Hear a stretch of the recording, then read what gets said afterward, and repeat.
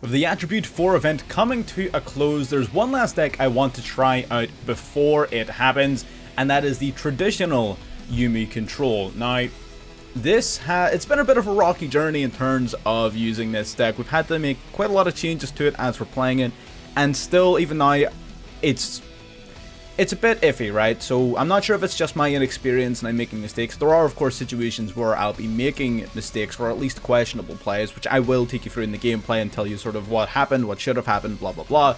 But the idea behind the deck is that you want to use your Ocean Dragon Lord, Kiriaishu Shin, as a floodgate. This card basically means that your opponent can only control one monster on their field that isn't water. Now that's all well and good against decks that don't play water monsters, but then it starts to get a little muddy when you start looking at the number of decks in this event in particular that do. Namely speaking, you've got Marincess, you've got of course Yuumi Control, you've got things like that. Sword Soul to a lesser extent. But it did make those types of matchups a little bit problematic. So we had a few changes. We introduced some fusion monsters into the mix, some ready and instant fusion.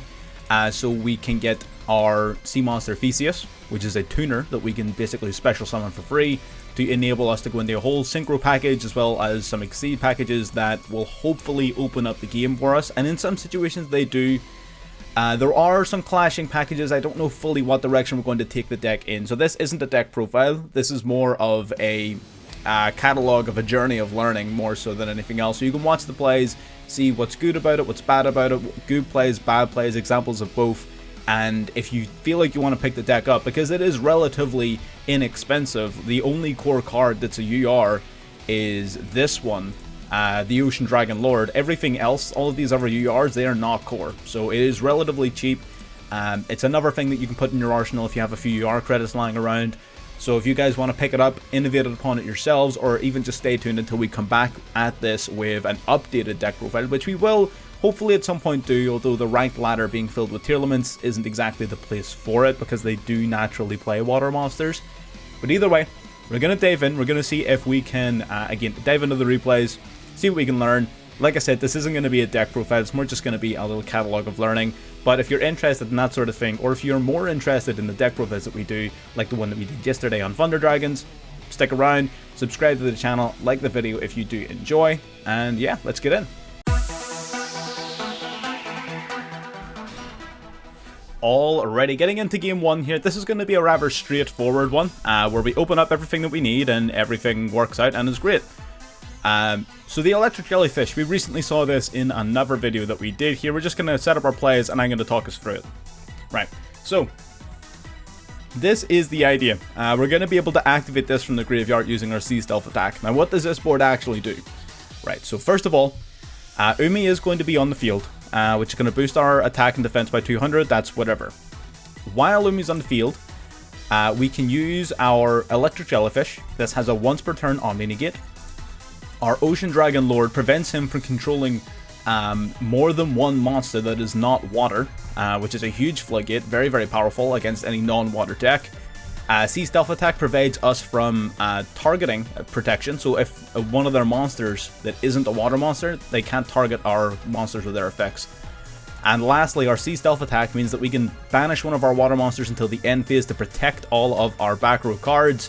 And if one of our water monsters whose original level is level 5 or higher, we instantly destroy any monster that they battle. So it's a pretty decent setup. We're locking them down. We got some negates, we got the Ash, Maxi, we got everything, and this is a pretty straightforward setup. This is exactly what it is we're looking for. Our opponent is playing some sort of Lyrilusk strategy here, so we're going to activate Maxi, going to chain it to the one for one. No point in Ash Blossoming that just yet. We're going to start drawing some cards. We are, however, going to Ash Blossom this because it's quite a decent effect. We don't need them going nuts. So that is negated, that is fine though. And yeah, that's it. So I just wanted to show this one off first because it shows a clear expectation of what the deck should be aiming to achieve. Now, unfortunately, this isn't super consistent. Very unfortunate, so it is. We are working on ways of making it more consistent, so the rest of these games are going to be either where we're trying to cope with not having the full thing, or we're being forced to go into alternative plays in order to make up the gas we need for a win.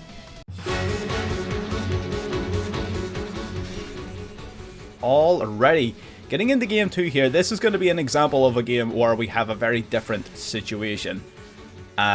So we draw into Dark Reef. Now Dark Reef is pretty good. Basically lets us special summon any 2 Umi related monsters from the deck by sending an Umi to the grave, but it's no good to us if we don't actually have Umi. So we're going to see if we can dig it out here. The Maxi kind of sucks. We don't summon a ton, but you know, we don't want to give our opponent unnecessary advantage. We're going to flip up the Terraforming, which is great. So we banish 3, we grab Terraforming, that is excellent. That means we can grab the Field Spell, which its name is treated as Umi. A Legendary Ocean then means that our Fish Sonar will be able to add a monster from our deck to our hand, as well as special summon a card. Except they have the Swallow's Slash that allows them to destroy our Field Spell before we can even get summoning. So we grab the Electric Jellyfish. Unfortunately, there's not much else that can be done here. We're going to send Umi to the graveyard to special summon out the Aqua monster. Now we can go into number 4. So this is what I mean by an alternative win condition. We swing for 950. And we end our turn. No point in setting the Dark Reef just yet, just in case he has like Harpy's Feather Duster or something. That card is everywhere. And there you go. The Harpy's Feather Duster makes its way out. It's difficult to get a replay when they don't use that card for some reason. They're going to normal summon the Solitaire. We try to preemptively pop it before it uses its effect, but unfortunately they did have the Droplet ready to go.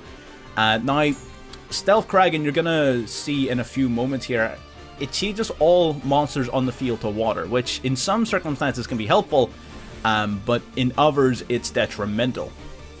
So we're just going to have to see here. Our opponent's going to start playing off. They're playing actual just regular Shiranui. That's really good.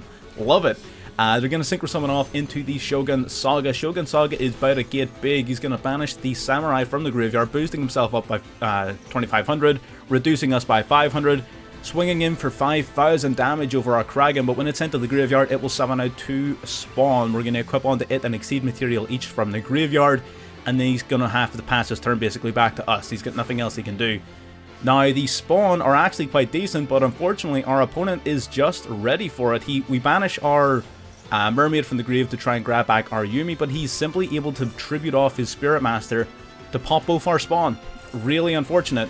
However, the Spawn do have an effect where when they're destroyed, you can basically resurrect one of your number Exceed monsters in the graveyard, so we do get to bring back the Kraken. We activate both, we only get to resolve one of them, so it doesn't matter too much. He did banish the Smith from the deck, which I'm not sure if that actually does anything. Zombie monster control cannot be destroyed by battle. Okay, so that's what that does. We do summon back our Kraken. Kraken changes everything on the field to water, and once per turn, as a quick effect, you can destroy a water monster on the field and inflict half that monster's attack points to your opponent as damage. So we get rid of the Shogun Saga. We activate a Legendary Ocean here. We can't, of course, take out a Solitaire, but we're going to attack it anyway for some disrespect, and we're going to pass it back. Now, we do have the ability to pop a card. We're going to preemptively go for the Reef here because we want to summon out the Dragon Lord and the Jellyfish, as well as this guy. He comes out if your opponent controls a monster. Now, the problem here is the Ocean Lord's effect is actually worthless thanks to the Kraken. Because the Kraken changes everything to water, our opponent is able to freely summon monsters. So that's a bit of a clash here. These two definitely clash with one another. Not very good here. So we're just going to have to see how it goes. It is a nice insurance policy, though, if he does manage to deal with our Kraken, because I have no doubt he is going to be aiming to do such. He's going to banish the Shogun Saga to boost himself up by 3,000, while also reducing our normal monster down by 500 attack points, going for a lethal blow over our monster. He's going to go for Solitaire's effect, but it's negated thanks to the way it was summoned. He's going to tribute off his sword. He's going to summon back 2 of his banished monsters, a level 2 and a level 4. Now we're going to go for a Kraken's effect to wipe out the Shogun Saga, inflicting 3,000 points of damage. The damage he inflicts is according to the monster's attack points as it was on the field, not in the graveyard. So he's going to go into another level 6 Synchro here.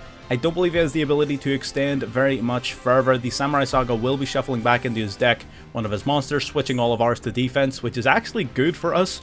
So I don't know why he did that, but sure, send me up. He takes out the Kraken once more, and now all of his monsters are no longer water. That means the Ocean Lord's effect now can basically take effect as such. We're going to grab Sea Stealth Attack from the deck, activating the Instant Fusion, summoning out the Sea Monster of Theseus. We're going to use these two to go into the Sword Soul Supreme Sovereign Cheng Ying. Now we're going to flip everything to attack mode. We're going to swing in. He's going to activate the trap card here, banishing the Samurai Saga for an effect, but we're going to chain to that our Supreme Sovereign. He's going to try and reduce us by 500, but that's totally fine. We banish the trap card, we banish the Spectral Sword from their grave, we swing for 32, but he's immune to damage this turn. So the trap, basically what it says is you banish one of your zombie type monsters and you take no damage for the rest of the turn. So that's why we're not quite winning just yet. But our opponent's in a terrible position here, considering we now have an Omni Negate and a Floodgate, as well as the Ching Ying, of course. Ching Ying is a real freaking problem for this guy. He's going to go for his Shiranui Samurai. He's going to banish the Spirit Master, attempting to destroy the Ching Ying. Ching Ying's going to chain to that to banish a card on this field and in the graveyard, banishing the Samurai, banishing the Spectral Sword. He can't destroy our Sovereign because of its effects, so we banish Instant Fusion to protect it. Now he's going to activate the Samurai's effect to grab back one of his Spectral Swords from the graveyard, but he's already used his normal summon. He can't summon it. He's only got 2,500 life points, no trap cards left, no hand traps, no nothing, straight to battle phase, and that is game. Bit of a longer one, and we can see some of the interactions between the Ocean Lord and between the Stealth Kraken, which is important to know because those interactions are really going to define a lot of your matchups. Those are sort of two separate win conditions that you have, but they clash with one another, which is unfortunate. And you'll notice a lot of things around the water-based, the water Yumi sort of control. Not everything works perfectly with one another, but it is what it is. Either way, we come out on top. We survived 2 huge Shogun Sagas, which is pretty funny. And yeah, we got the win. Into the next one. Alrighty, getting into our next game here. This was one of the earlier prototypes of the deck, so it's going to be slightly different. We unfortunately cannot tribute summon thanks to Zombie World, but luckily the Legendary Ocean, one of its side effects is it reduces the level of all water monsters in your hand by 1, so our Karyushin can just be normal summoned. He is going to hit us with an Infinite Impermanence here, so we are going to make a Judgment Call and use our Doom Kraken here. We get to bounce the Karyushin back to hand while destroying his monster, summoning out the Kraken in its place. Dodging the Impermanence, meaning we can grab the Sea Stealth attack. Basically, we were choosing between keeping the Floodgate or grabbing Sea Stealth attack, and I chose the Sea Stealth attack. Swing in for 16, set the Called by the Grave, which of course is massive in this matchup in particular. He's going to have to just set a card and pass it back to us. We are in a really powerful position here. Another Called by the Grave is very solid. Bringing out the Karyushin yet again, grabbing Dark Reef from the deck. We're going to go straight to battle, 16 and 22 to the face. Again, it's just the level of control. Our opponent's not doing very much, of course. So it's not as if we're trying to sell this as some massive, huge matchup. But this is where things get a little bit dicey. They're going to go for Rai Geki. Now, the reason that I want to show this off because I want to let you know, you want to flip this card up as soon as you possibly can. You can't activate either one of this card's effects during the same chain in which you actually activate the card.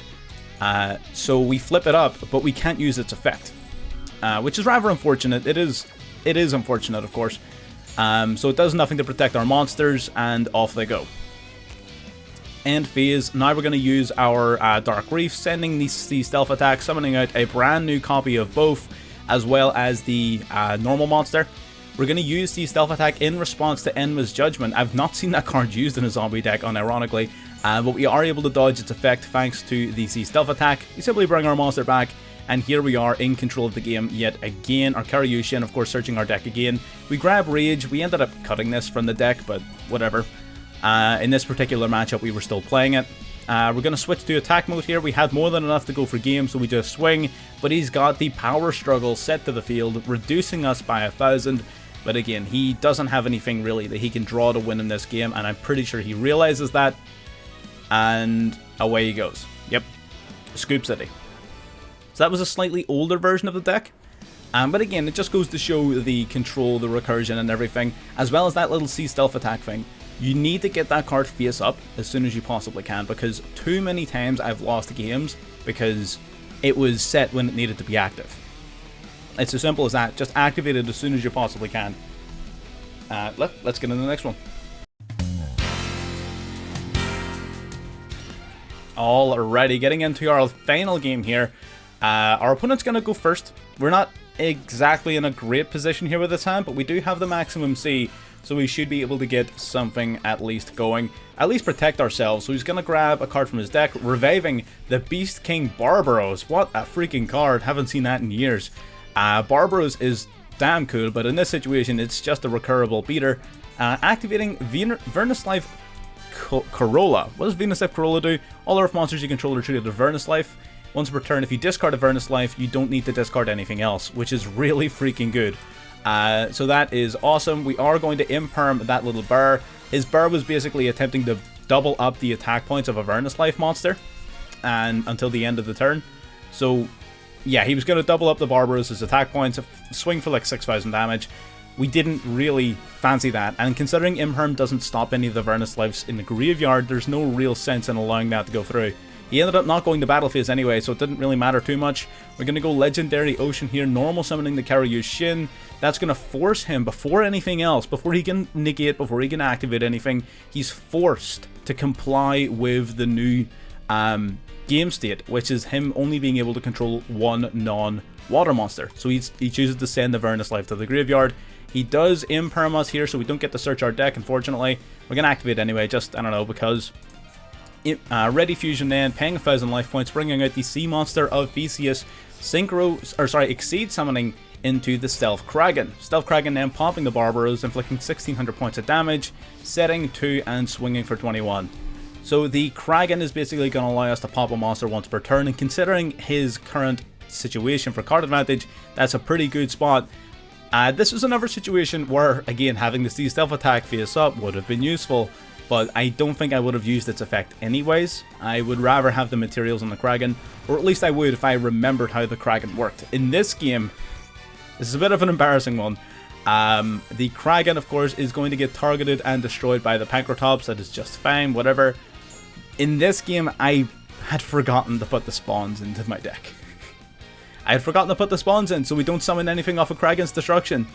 So it's not looking good for us. It really isn't. We're going to set Call by the Grave and pass. We're just going to hope. Again, our opponent is playing Avernus Life, so Call by the Grave is a very useful card, and he's running really low in card advantage, so we're just hoping that he doesn't have the ability to do much. We're going to summon our... what is your actual name? I'm going to call her the Aqua. We summon the Aqua, swing for 700, we just need to get something, and this man just top decks into Pancratops. He either top decked it, or it was the card he already had in his hand. Whether we summon that in attack mode or defense wouldn't have made a damn bit of difference, so it is fine. We've got, again, it is running a little bit close here. Sea Stealth attack is at least going to grant us a little bit of defense. At the beginning of each battle phase, we can revive any monster that lists Umi in its description, grabbing Umi back from the graveyard, so now we can normal summon our monster without paying any tributes. We go into the battle phase here, reviving Karyushin. It doesn't do anything in this circumstance, taking out the Pancratops and ending our turn. I'm surprised he didn't activate the Pancratops, to be honest with you, but his Sea Stealth attack prevented him from targeting our monster, so I guess he just didn't want to take the extra damage.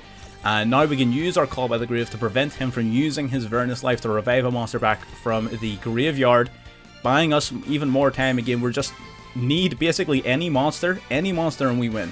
All we need is something we can summon, but unfortunately we draw Ready Fusion. Now we are going to use the Ready Fusion because we can bring out Sea Monster Theseus. Now we've got 2 level 4s on board. We can go into Dragite. Dragite gives us a once per turn spell or trap card negate. Considering our opponent is very low on card advantage, this may be just enough for us to survive even longer. Inflicting 3,200 points of damage, our opponent has 350 life points left. Assuming they can't out the card, and they can't, there's the Raigeki trying his best, the heart of the cards, trying to clear our board, but the Dragite was the correct play. We can negate the Raigeki, and again, he's forced to pass it back to us. We draw for turn, and I'm pretty sure this is a game. We just swing in, and there you go. So that would have been a lot smoother if we, of course, had played the Kraken correctly, if we had the spawns in our extra deck. We didn't. But we still managed to get the win. Again, showing off the Ready Fusion versatility in being able to bring out the Sea Monster Theseus twice. Once for an Exceed summon, once for a Synchro summon. It just goes to show the power of that little fusion package may actually be worth running in these types of decks just to out certain matchups. Because things like Marincess, man, you'll be playing for 20 turns, 30 turns against Marincess and not getting anywhere. So this is just another way of you actually having a win condition against those kinds of decks. But like I said, we're not going to be doing a dedicated deck profile or anything on this occasion because I feel like I'm still learning the deck a little bit more. I don't know if the deck is just weak or if I'm just bad with it, but there's still a lot of things we're improving on and things I want to get more consistent before I put it out there as like a finished product, right? So this is just a bit of a, here's what we're doing, Here's the progress we've made. Here's the plays we're making. Stay tuned for next time when we actually finish it all off. Whether or not it's going to be functional in this ranked ladder or not is yet to be seen, but it's not going to stop me from giving it a try. So yes, if you got this far, subscribe if you haven't. Obviously you're enjoying something if you got this far into the video, and like it if you enjoyed watching, and I'll see you in the next one. Bye bye.